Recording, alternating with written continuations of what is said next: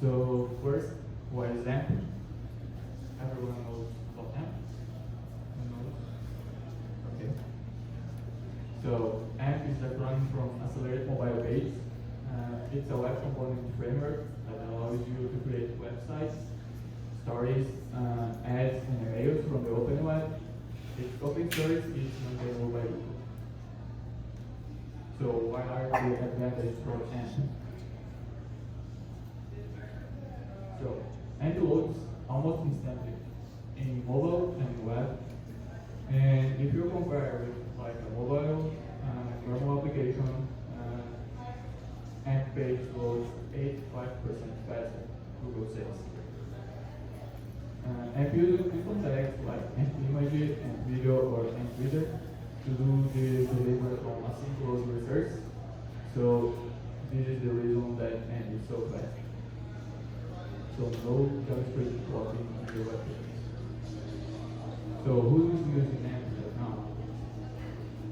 There is some big generated containers like Telegraph, CNN, Gizmodo, The Washington Post, USA Today, and Terra from Brazil. And now we'll talk about the storage format. It's a different way that you consume content from web.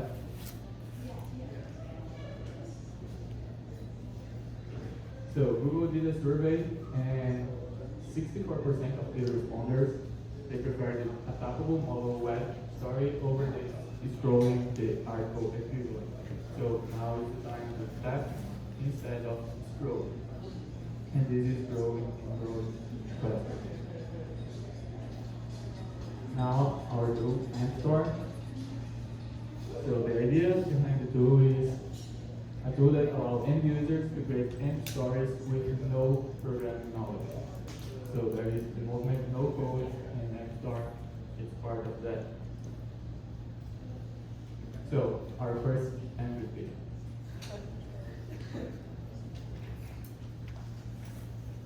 We have some requirements for the first MVP. First one is make a tool that makes AMP stories HTML exportable, because you only can do AMP HTML using code. And the idea behind the tool is using a tool that generates it for you. But the most funny one is our deadline for this. It's only 1 month because we want to validate this idea during the Google I/O and get the feedback for them. So which technology was chosen?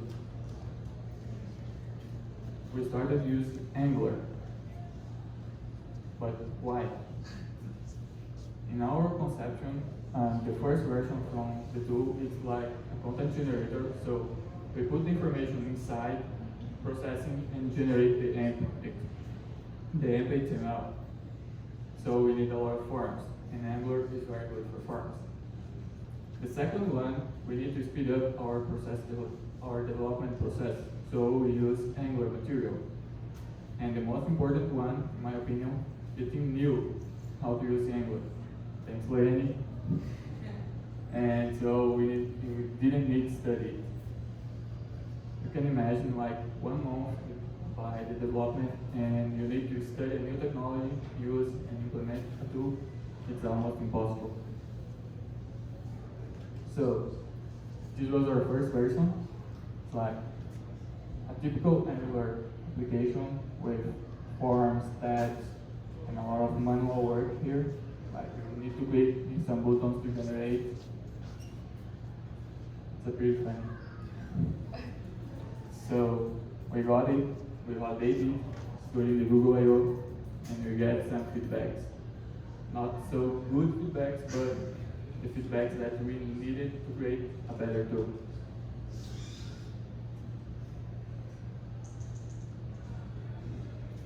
So after Google I/O, we got some new requirements.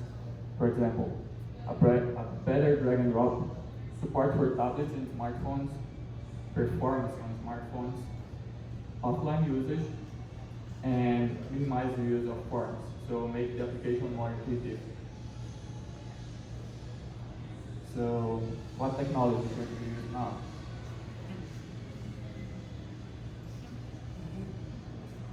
So maybe React Native, Xamarin, continue using Angular or Vue, but with just Flutter. So again, why? During the Flutter hackathon here in Orlando, the team was present to Flutter. So it's so easy to create a new application that we decided to investigate more about it. But one important thing is the new requirements are supported by Flutter. So a better drag and drop, support for tablets, performance on smartphones, offline usage, and Flutter allows to minimize the use of these forms. But what else Flutter offers to us? So that's where I come in. So I've been working with Flutter for like the past 2 years. Been pretty involved in the community, creating plugins and examples, as well as using a lot of the repos.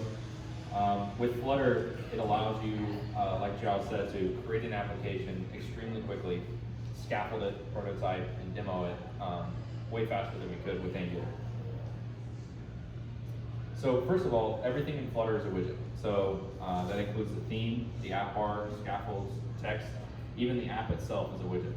So because of that, you can create a you can compose your application with components. Flutter out of the box has material design, which we were already using Angular material, which made the transition to material design with Flutter widgets very easy. On top of that, it's a declarative UI framework, so you're writing it exactly as you're thinking about it or seeing it on a design doc. So you have columns and rows, and you have text and buttons. Literally, you're writing it as you're thinking it. And most importantly, we wanted a lot of control over our brand and the output of the application. We wanted to make sure it looked like us and not just like material design. So we came up with our own theme.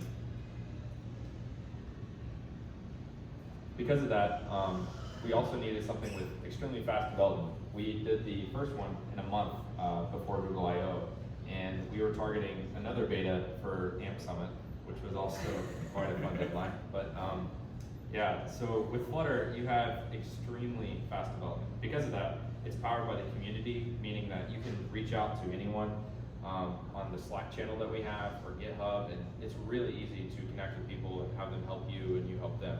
And I think it's because it's just kind of a new kind of generation coming up and wanting to collaborate on projects together. There's a ton of plugins on Flutter already. There was already Angular Dart, and a lot of the plugins that we use on the web actually came from Angular Dart, but then Flutter came along, and then now there's Flutter plugins too, so you get a huge host of plugins to already take advantage. The tools in Flutter, it's a Google product, so their tools are really good, and the testing has been awesome because you can actually test your entire application without running the application. Because Flutter runs the widget tree, you can actually test your application on a server, on Linux, without even having to launch your iOS application or Android application. So we can go through tests really quickly. And another really important one is code generation. Dart has really good support for build runners, where you can specify minimum amount of code, and it generates a lot more. For example, our database file is about 1,000 lines regular, but generated it's over 10,000. And so just saves us so much time being able to do a lot of the boilerplate stuff that would take a lot more time. So we started looking in the future and say, okay, well, what is our goals for this project? Like, we have Flutter, we have something on the web, but what do we want to do after this? And we saw a lot of the other tools and the kind of directions they were going. So we're saying, well, if we have web, what about mobile? What about desktop? And because of that, we needed the technology to use that could provide all those to us and very easily. So Flutter, first and foremost, is a multi-platform framework.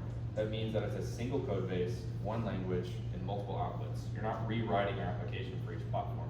You're writing it once, and you're exporting to Mac, you're exporting to web, you're exporting to iOS, and you're getting a native experience on each one of them. They're even having support for new ones, like command line was just added, where you can actually build a REST API or a command line version of your application that you already have, or even run on a REST API.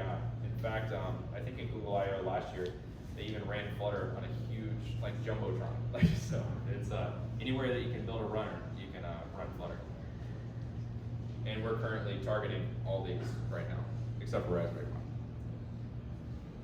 So Flutter just launched web support pretty recently, but we have been using it since the time that you were not supposed to use it. So we have been on the very, very early alpha, to the point where we had to refactor our project multiple times during parts that were breaking our application as they went. But now it's in technical preview and it's a lot more stable. But Flutter is truly native. That means that on each of these runners that you have on the platforms, it's painting onto the canvas. It's not running a website, it's not running a virtual machine. Everything's compiled ahead of time so that you're getting insanely good performance. 60 FPS on most smartphones and things like iPad Pro and things that can support higher refresh rates. Flutter goes up to 120 as well. And they always target that too. On web, it'll go compile your code down to JS, and you can get a PWA application with no effort from you, as well as minified code and really high performance. In addition, they also launched desktop support. So now we're going to be launching a Mac OS application, a Linux application, Windows application. Again, we only wrote the code once. We're just making customizations for responsive design. So another thing I wanted to talk about is working with a team, because this wasn't a solo effort. We had to work together to get this done in such a short amount of time. So because of that, Flutter is by nature a very collaborative community. So we went to a lot of like Stack Overflow and GitHub, and we had a lot of issues that we had to go through. And even people from the Flutter team, even people on the Flutter team helped us out on different issues, which was invaluable, as well as teaching each other. I told my team, because at the time I was the only one that knew Flutter, I told them by the time we launch beta, everybody here is going to know Flutter, and all of them do now, because it's easy to learn, and once you learn it, you can move extremely quickly. And so, also through the process of being one of the pioneers on Flutter Web, we also had to start giving back. So we've actually open sourced a lot of our plugins that we built, including a lot of the Firebase authentication on the web, Firebase storage, and Firestore that are all we're using with Flutter on mobile and web. So why choose cross-platform for startups? It may seem like a no-brainer, but it's definitely important to go through a couple of these points. First of all, prototyping ideas quickly. With Flutter, it's so fast to do an application that your demo can be almost a fully functional app. You can prototype ideas in a matter of hours that it takes other platforms to use, like in a couple of months. You don't have to have separate native teams, because that can get really costly and sometimes be slower. But instead, you just have a core team and focus on building the core product. You have a single code base, which means you have consistent bugs, which is really that means that when you fix it in one place, it fixes it everywhere. It's very rare that you're going to find a bug in just one platform, and when it is, it's going to be something that's like native, or an SMS plugin. It's going to be the iOS Swift code that's messed up. But most of the time, all the pure dark stuff, you're only having one bug across the whole platform. You also spend more time on the core product, especially when you're developing. It's important to not get bogged down in all the boilerplate and getting the project set up and choosing the technology. You want to be spending the time focusing on the business that's going to actually generate money, as well as taking that design, getting it to prototype, and getting it to product as fast as possible. So because of that, we also wanted to design for everyone. We wanted a tool that could be used by anyone, regardless of what device they're using, where they're from. Because of that, we started supporting internationalization. Our tool now supports, I think it's like 15 languages. And with the flip of a switch, you can change out the language, as well as we're doing tooltips and accessibility features. So even if you have a hard time seeing, you can still use our application. As well as native performance, like I said earlier, there's no website run. So it's not like a web view like Cordova or something like that. It's not a virtual machine like JavaScript running in the background. It's running compiled to ARM code and machine code running on the CPU directly. And each platform looks and feels just right. So on iOS, you're going to have like the special bounds at the top, but on Android, you're going to have an overscroll. On web, you're going to have hover events, which you don't have on mobile at all. But with Flutter, it takes care of all that for you, which makes it super nice to use. as well as being able to take advantage of existing libraries. If you come across something like a CocoaPod, for example, it's just really easy to add it into your application, as well as if you have a DLL on Windows or a JavaScript library. We actually found out a way to reuse a lot of JavaScript for the web, but still also being able to rewrite a lot of the things in mobile. You can use any existing code. Flutter is really easy to add it to your application. So let's say you don't want to jump all into Flutter, you can still just do one screen, and you can access all your Swift and Java and JavaScript directly without having any performance issues. Flutter uses Skia, which, if you're not familiar, Skia came from Chrome.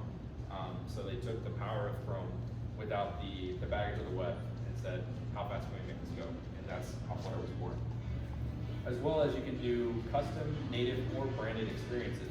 What I mean by that is, you can make it look like an iOS application on iOS and an Android application on Android. But instead, we found that it's better to kind of do your own style, because if you just build it like a native application, people are just going to think it's made by Apple or made by Google.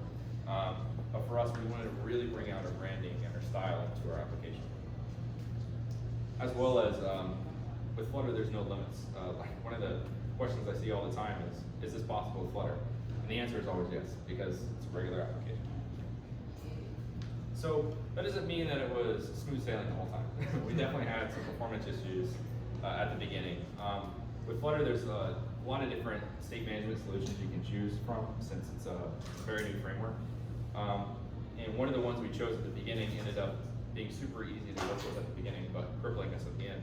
So we had to change the one we were using, and it ended up working a whole lot better. We also switched to WebAssembly on the web, so we use SQLite in the browser and can run millions of queries instantly. So that dramatically improved our application, as well as being able to adapt and change quickly. Since we were an early adopter of Flutter on the web, we knew that it was going to break. It was just when. So we had to be willing to jump over these hurdles as they came. But because of that, it made us very intimate with all the limitations and the pros that it had, as well as the things that we could improve. Why Dart? A lot of people, that's like one of the first things they ask is, why would you use Dart in Flutter? Like, why not Kotlin? Why not Swift? And because of that, Dart has also changed a lot too. So we're now on Dart 2. It's a strongly typed language. It's not like the first generation of Dart that was replacing JavaScript. And the reason people use Dart is because it runs in two different modes. Dart has a AOT compiler and a JIT compiler. So when you're coding, you're using the JIT compiler. You can make a change, and it gets hot reloaded right into your code that's running with your state. So you can be 20 screens into your application, make a change, and it updates that screen without having to start your application all the way over. But then when you compile for release mode, you have a completely compiled ARM code application that runs extremely fast. As well as on the web, you have a minified version of JavaScript versus a debuggable version of JavaScript. There's also really good tools and testing, like I said earlier. Dart has a built-in testing platform, which makes it really easy to do all your integration tests and your unit tests. And it's also pretty easy to learn. There's a slight learning curve if you're coming from JavaScript, but if you're coming from Swift or Kotlin, you won't even notice a difference at all, especially Java. So it's important to say that we did this in 6 months from the start to where we're at now. And by doing that, we had to learn about Flutter, develop a path forward, and develop the application all at the same time. Flutter is only great because of the tools, the community, and the language combined. They're good on their own, but they become really powerful when they get together. There's really good open source projects at the moment. There's lots of plugins in pure Dart and Flutter, as well as there's, like I said earlier, a lot of community help and collaboration. Good tools in debugging, as well as they just launched Dart extensions, which were a very welcome feature, as well as golden file testing. So you can literally screenshot your application, run a unit test, and make sure that the UI looks exactly like the screenshot. Very powerful for preventing regression bugs. And it's also easy to understand. Flutter has been getting popular in China. I've been able to read through their source code pretty easily because of how straightforward it is. So even if there's not a lot of comments, you can still get the gist of what's going on. So some other technologies that we're using in this application are WebAssembly SQLite, microservices, and GitHub Actions. We actually fully automate the deployment and testing of our application with GitHub Actions, which makes working together very nice, as well as microservices. We even broke apart like different parts of our application, and we run it independently, which makes it nice for abstraction. So one of the things you always see when you're building an application, if you're trying to go native, is what about Android? What about web? What about iOS? Because of that, you have to choose a platform that lets you build to all these platforms at once, send updates simultaneously without having to wait months at a time. So by doing that, you get to focus, like I said earlier, on the core product. You get to focus on building what matters and what's going to generate you money in the long run. So Flutter doesn't have CSS or HTML. It's not a web language that you're using on mobile. It brings designs to life because you are writing it declaratively.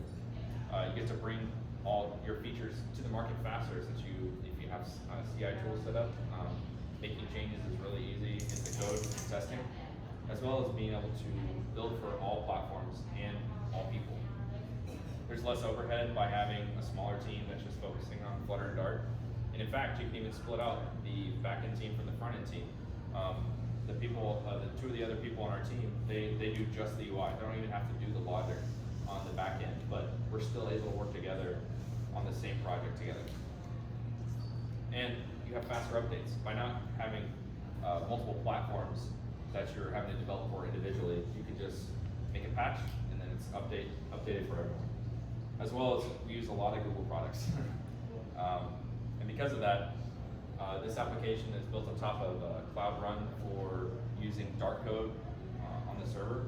We actually have a full REST API we built in Dart, as well as we use Firebase for our serverless architecture, AMP technologies for the exporting, Flutter for the UI and everything else. And we're using G Suite, so we can even have our DSUs together or daily stand-ups, and just really trying to collaborate that way too. And it's made the process a lot easier, for sure. So getting here, like reaching beta, it's such a huge milestone and very important. Because of that, we had to go through multiple iterations.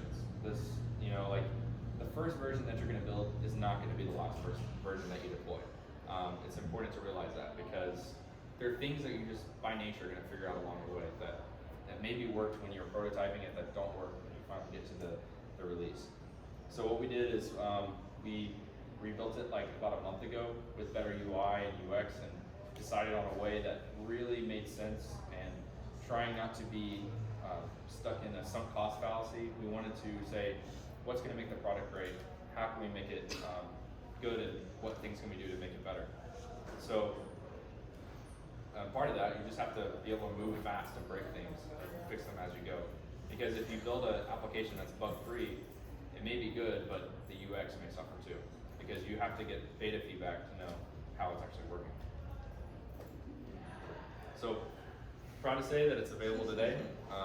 If you want to go to the editor, it's ampstore.web.app, and if you want to see more information about AmpStore itself, it's ampstore.co. The entire application is written in Flutter for the web. It's a full editor. You can export perfect HTML5, AMP HTML, AMP code, and as well as we host the files too for you as well. So in a matter of 2 minutes, you can create an AMP story and then just share a link with someone, which we handle all the hosting for you. As well as we kind of made the editor look like Sketch and VS Code had a baby, so we wanted to kind of target both audiences, because we know that there are going to be developers in this tool and designers as well. So because of that, we wanted to have an experience that worked good for everyone. And just wanted to say thank you for listening to our talk, and we'll have a Q&A now.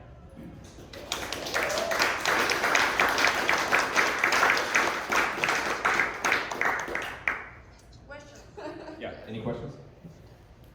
So, I was at one of the other keynotes this morning, and he was saying, like, Flutter is good for mobile, but for web app, it's still beta, and so just to keep it anywhere. What made you decide to be like, we're doing everything in Flutter, including web, you know, saying Because for us, we wanted to be able to have like a desktop application, which is really big. So by doing that, we started with mobile first, and we wanted to say, okay, well, let's do it on desktop. Well, by doing it on desktop, we had to do a huge responsive design. And when Flutter announced technical preview, it was really easy for us just to launch the website version because there's no extra work on our behalf. Okay, so you guys just sticking with devices, desktop and mobile now. So we are now. Like we were doing that at first, and then when Flutter announced technical preview, we now had support for web, and we were able to do it. So it was just, it took a little bit of adding a couple JavaScript libraries for some plugins that we needed, but other than that, like we had a full web application in just a matter of weeks. So yeah. Any other questions? Since you're on the startup stage, I'll ask, how did your team form? I noticed here in different locations with different. Do you want me to answer that? Yeah, so I am. I was at the Flutter Hackathon and working there. These guys were the ones that were help putting it on. They found me, and then Jao was in Brazil. I built the first version using Angular, so after that we started to use Flutter, and Anita and Marina, we from Macedonia, right? Yeah. So it's a global team, and Yes. we do not our just using like G Suite, manage that. Yeah. So basically, me and Anita, we are both from Macedonia. We came here in the States. I was working remotely for a contractor, and that's how I met with Zhao. But for Rody, we actually organized this GDGs, we organized this Flutter hackathon. And Rody was one of the speakers there, and that's how we met with him, and he gave us an amazing idea that basically changed the entire application and the direction of the startup. Yeah, so thank you. And we're so glad to announce this today. Yeah, by the way, this Just was have to the work first out. time we are announcing it Oh. ever. Yeah, it's still like Thank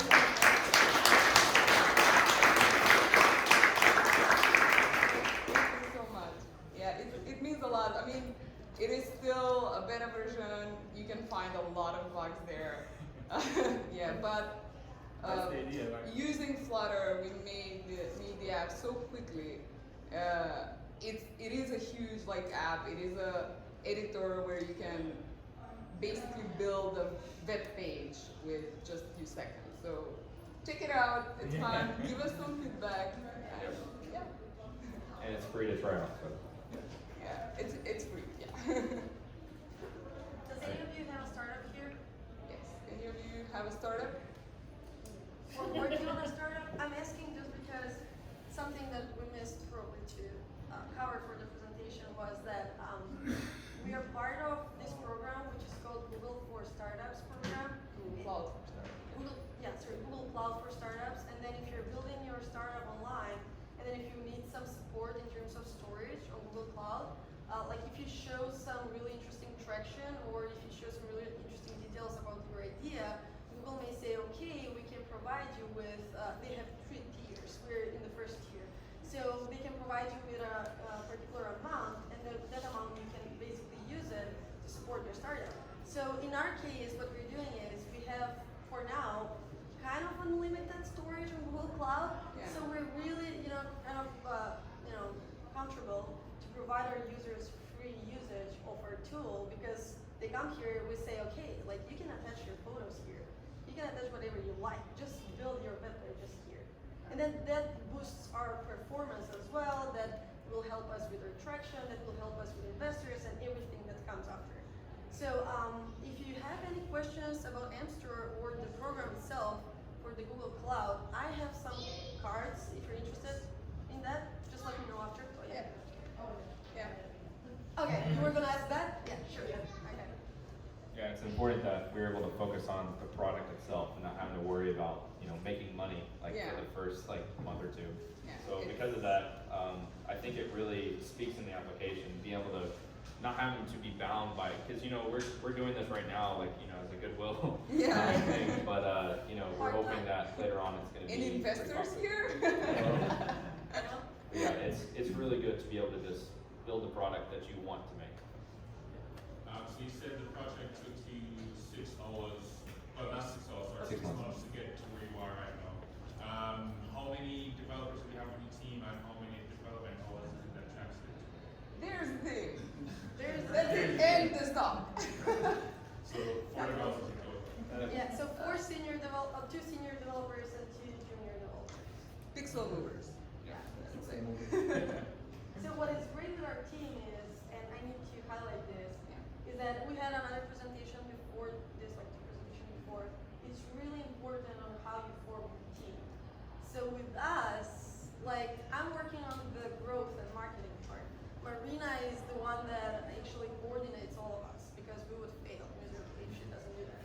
And then Rodi is the master in Flutter. Zhao started it with Angular, and now she's a master in Flutter. We're learning to code in Flutter, and like that is how our team works. Like we're supporting each other. If someone does not have the time, for example, if I tell Rodi to move some pixels, he's going to look at me and say, "No, I'm going to make a feature, right?" But then I'm stepping up, and I'm going to learn to do that. So like a big part of it was that we were doing that, and that's why we were, we actually had the opportunity to move fast, Yeah. right? So the software tries to load it to be like really agile And yeah, it's for Yeah, sure. yes, whenever yeah. they thought they would be able to make a contribution rather than waiting on someone else. Exactly. Exactly. Yeah. Yeah.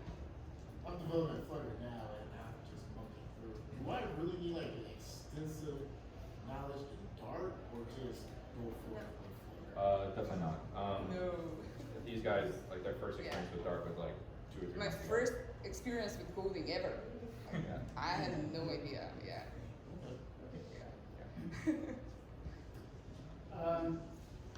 You made it sound like the UI stuff, the cross-platform issues on UI were just no big deal. Is that really true? Or Yep. when you moved from between mobile and desktop, you were using the same layouts and just Yeah, the only thing we had to change was like some gestures and adding some different UI, like gestures for mobile. Yeah. Things like hover events, things like, things that didn't exist on mobile. But after that, it was, because we were already working on a desktop application, we had to do 90% of that for the web anyway, so. Is it easy to target like different devices? Yeah, so when you do Flutter Create, you get iOS, Android, and web for your default application. You can literally copy in the desktop folders, and then you have desktop, mobile, and web all with one project. And then we even added command line. Like it's literally just adding a folder because the core logic is inside the lib folder on Dart. So you don't have to keep building these different projects. It's all just running off the same code. I was actually speaking specifically to the ability to like write different gestures based on the platform that we're using and stuff like that. Yeah, you can do like if platform is iOS, if platform is Okay, so yeah. like there's like targeting and everything.